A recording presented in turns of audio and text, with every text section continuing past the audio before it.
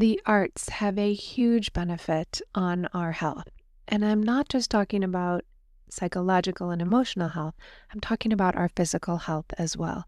And the research is abundant that participating in the arts truly gives us a longer life, a more healthy life, in that we have wellness for longer, and it can reduce the presence of distress emotionally and physically.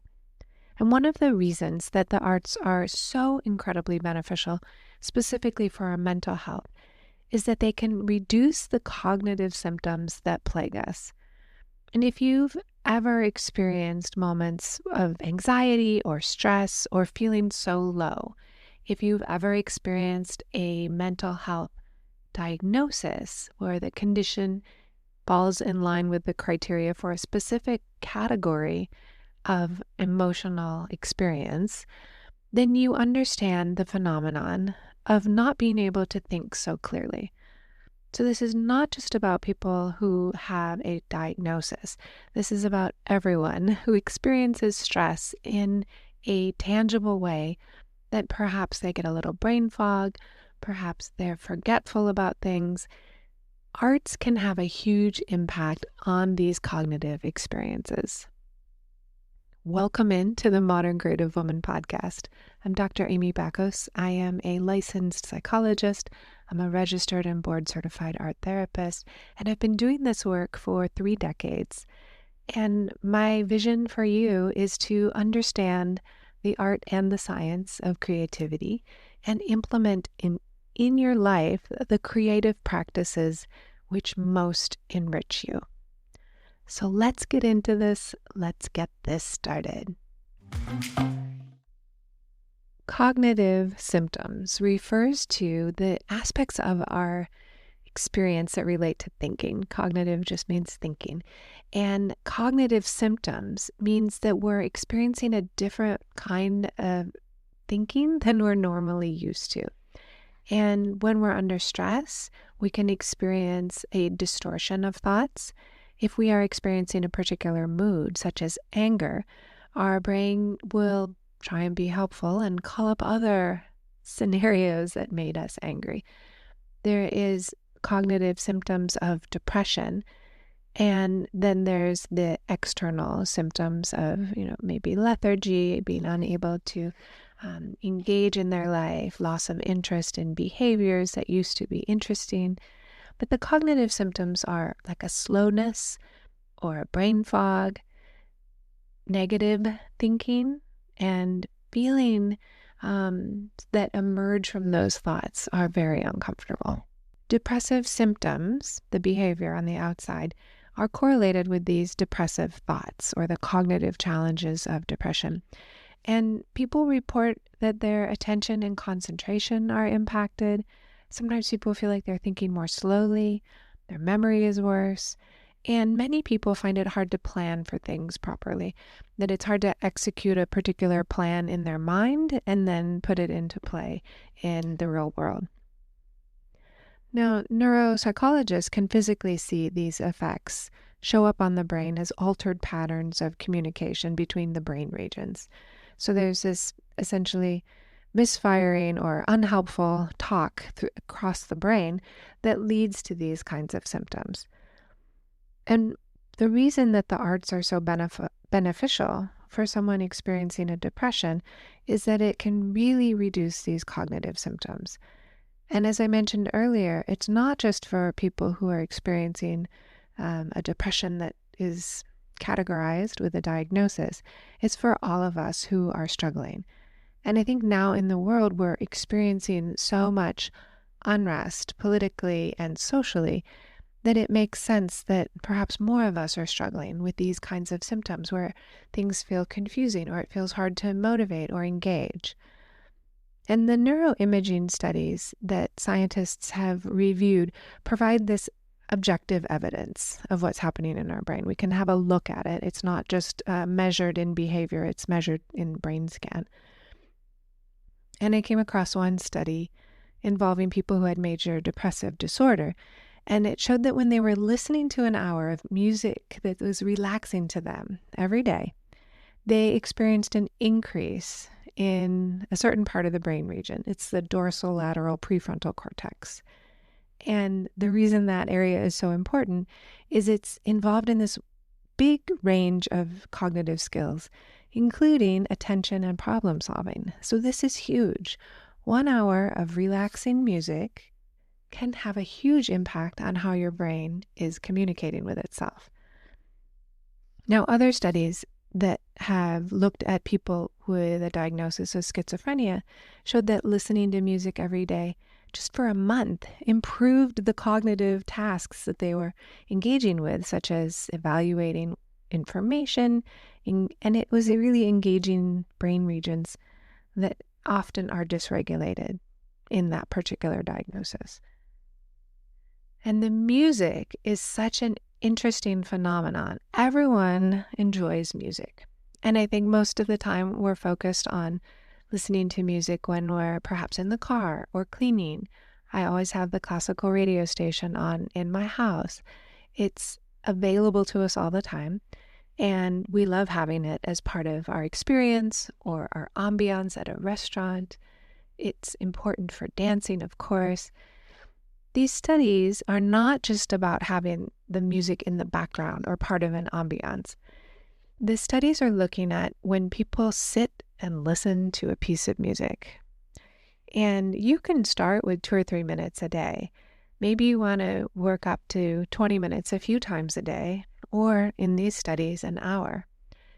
The benefit happens when we're focused exclusively on the music, not when we are engaged in trying to multitask, listening to the music while doing something else, folding laundry, whatever. The act of sitting mindfully and paying attention has a huge impact, but it's different than just a mindfulness meditation. It gives your brain something to attend to. The music is this ongoing experience. Your mind might drift, but you can bring it back to the music because the music keeps changing. And the good news here is these kinds of benefits to helping our brain communicate with itself in a better way, more efficient way. It's not just helpful for reducing these cognitive challenges we might have or the thinking challenges like mental fog. It's also music in this way, right? It's music only, is positively influencing our behaviors as well. And this is incredibly exciting. Now, on an average day, our brains are provided with lots of thoughts that they're giving us and possible bits of action that we could take. We're given many ideas of what we might do. And these are called thought action repertoires. It's kind of built up over time where we have a thought and then a particular action follows it immediately. If we think about food, we might go get food. If we are feeling happy, we might want to go eat cake. If we're feeling sad, we might want to go shopping online. It's just thought, then action. And we create our own series of repertoires that we can kind of get stuck with. You've probably noticed when you're happy, you have emotions that inspire you to take action in a different way. If you're happy, you might be more likely to say yes to go out with friends, or you might feel motivated to cook a new recipe.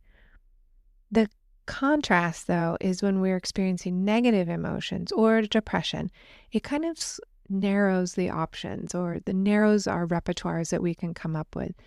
So what's happening in our brain is we just don't have access to think clearly about all of the possible ideas. And our brain only comes up with, in that moment, a limited number of thoughts or actions that are available to us. And these are things that usually are about self-protection or self-soothing, but generally they're choices that we can come up with that can make things worse. So thinking about scrolling on social media or staying home and binge watching shows, going on AI to have a conversation, withdrawing from friends perhaps. These are all things that are self-protective, like imagine cocooning yourself, but they lead to kind of worse behavior in the future. The impaired cognitions that we have when we're feeling so down can really create a vicious cycle. If we're feeling down, we take action in alignment with that or self-protection around that. And then those actions themselves can make us feel increasingly worse and worse. Art making has been shown to increase positive experiences. So when we're able to engage in something like making art, listening to music, going to a museum, it can really shift that vicious cycle and start us on to new repertoires, new thought action repertoires that can help us feel better over time. And when I'm working with women, I always ask them to make a list of things that they can do to feel good. Because when they're feeling bad, it's very difficult to generate that information out of our brain. And that's why taking some notes is so important. If you've struggled with reinventing yourself after a long period of time where your thought action repertoires maybe served you well and are no longer serving you, or if you're at a different phase of life, you have a new job or a new child, or your child is leaving, or you're taking care of people in a different way. All of these things do require a thought action repertoire shift. We can't just keep doing the same things over and over again. And so art can really help us with reinvention. And there's a plethora of studies of diverse art activities. And I'm referring to the 2019 meta-analysis from the World Health Organization on arts in healthcare and the work of Daisy Fancourt. And her work has been looking at how art improves our health. And she's looked at short-term studies and long-term studies. But in the meta-analysis, there's studies about all kinds of diverse art activities, and they can play this huge role in helping us find or create a more positive identity.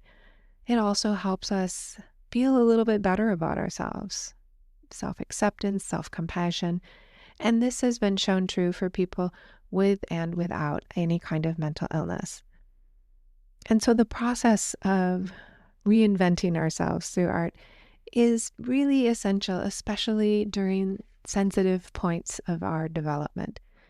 Think about adolescence. I was making vision boards and huge collages a couple times a year to explore who I wanted to be. And I think collage is such a great way to do that because it allows you to work with kind of what's limited, just the magazine pictures that you have, and then you have to craft something out of it. Now, sociologists who look at how we use art in our day-to-day life discovered that what we're doing is trying on alternative versions of ourselves, and we're showing different faces to the world just through the art. But it also emerges in what we wear, the music we listen to, the pictures on our wall, and also where we put our money to particular concerts or going out dancing. All of this is helping us try on, solidify, and take on a new identity. And there's two ways that this happens in art in particular. So exploring your own self-development first is focusing on yourself. And the art allows us to focus on ourselves in a really much more mindful way than we would on an average day. So when we're making art, we can focus on present moment awareness, mindfulness. We learn cognitive practices of not letting our mind wander. We stay focused on the art that's in front of us.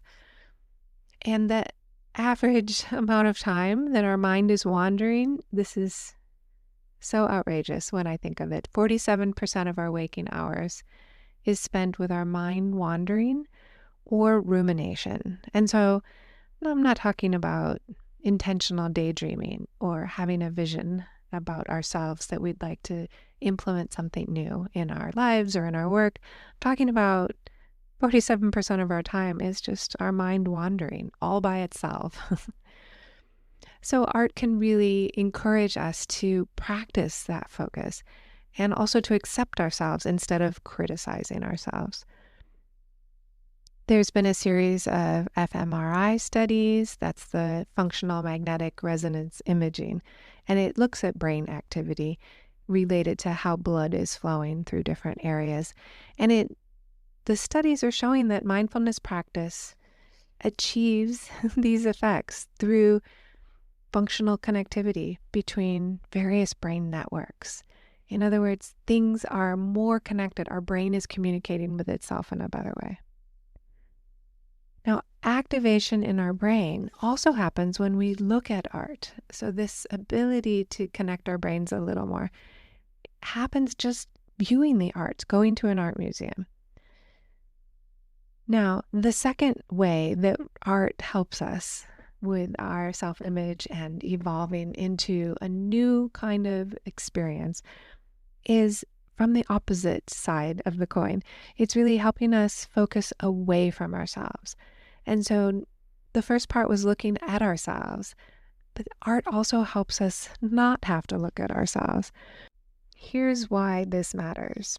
The ability to shift our attention from kind of navel gazing, looking within ourselves, to looking around has a huge impact on our mood and our theory of mind, which is how we understand other people. And we hold so many different social roles. And the ones that are important to us, kind of stick out in how we might describe ourselves. You might identify as a woman or an artist or whatever career you're in. You might identify as a parent or an aunt or a sister or a daughter. These are all roles that we play. And socially identifying with groups is actually linked to a lower level of depression and really better mental well-being. And so being able to identify, but hold that identity loosely, gives us a sense of belonging. It helps us connect to others in our community, and it gives us social support. All of these roles are so important to us, and belonging is a fundamental human experience. The drawback being that people will thrust a social identity upon us, and there's narratives about groups of people based on gender, ethnicity, health, and it can cause stigma, it can be oppressive, it can be incredibly isolating. And the arts can also help in these situations. And there was a report from the United Nations High Commissioner for Refugees. And in that report, they identified dozens of examples of art programs operating in refugee camps all across Africa, Asia, Europe, and the Middle East to support mental health and help people who've been displaced by helping them reaffirm their own personal and social connections and their social and personal identities. Now, as you can imagine, art is not like a one treatment option. It takes time to build our identities and understand who we are as people, and it evolves over time, of course. But the arts allow us to explore our identities in a really powerful way. I want to remind you about what it takes to engage with the arts for health. Because it's not a one-time pill like penicillin that can fix something, or a week's worth of pills that can fix something, a daily dose is really important. And just a little bit every day can really help you with balancing emotions or self-regulating emotions. However, these short-term goals and short-term bursts of art are just kind of the tip of the iceberg. If you want to experience these longer-term improvements that I've mentioned, such as reduction in depressive symptoms or anxiety, or you want to increase your positive mood, it requires some kind of regular engagement with the arts. What all of these studies are concluding, and what the World Health Organization study concluded, is that an hour at least once a week for several weeks is important. And many of the research trials are reporting these clear benefits within 6 weeks.